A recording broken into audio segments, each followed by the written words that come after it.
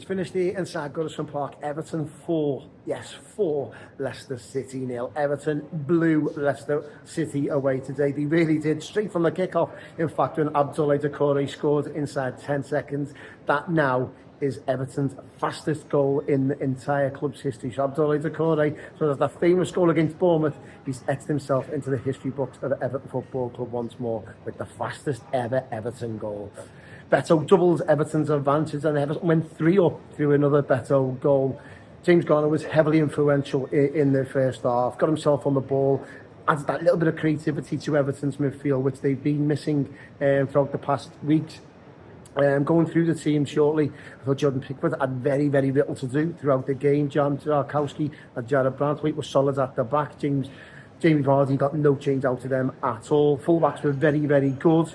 Vitaly Mykolenko, I noticed, was a lot further forward, whipping balls into the box with pace, with power, and he was some positions where Vitaly Mykolenko found himself as more or less as a diverted winger at times, which says a lot for his positional. Jake O'Brien was very, very good at right back and the midfield, as I've just touched on there. James Garner added that little bit of creativity which Everton have missed. Played some fantastic ball through, one for Beto's goal, which is taken superbly by the Portuguese players. So lots of positives from Everton in the middle of the park as well. It's just a guy with his ever self. And we've seen Jasper Lindstrom put another good shift in for Everton on the wing.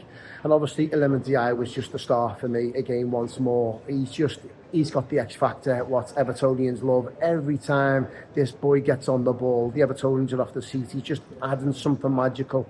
And it's great that Everton have got lots of goals today and they're not heavily reliant on Iliman Ndiaye, but he's just a wonderful player to watch. He really, really is. And the Evertonians have got a cult hero in Iliman Ndiaye. And then Abdoulaye Doucouré played very, very well today, to be fair. Put himself about, got lots of tackles in. Pressed well from the front, and that was a big, big difference what we've seen in the past couple of weeks. Abdoulaye Doucouré pressing from the front, Beto pressing from the front, and then all of a sudden that translates to the fans and the Everton are hunting impacts. One thing I did notice also was well worth noting is that Everton over the last couple of games have conceded a lot of corners, and that is why the fullbacks are stopping crosses. What we haven't seen for large part of this season, especially with Sean Dyche's Everton, they were quite happy to let the ball swing in the box.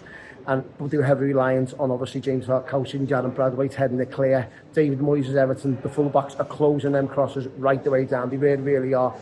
Jake O'Brien in particular and Vitaly Mykolenko are stopping them crosses. So yeah, really, really pleasing to see. It's another clean sheet for Everton. It's another 3 points in the bag for Everton. So lots of positives as they've done 10 points clear above the relegation zone, effectively 11 with the goal difference today. So lots of positives. Iliman Ndiaye, my man of the match by far. But Goodison Park back to its brilliant best. It's 3 wins on the spin, as many as Everton have got all season prior to David Moyes coming in. The Evertonians have gone home very, very happy.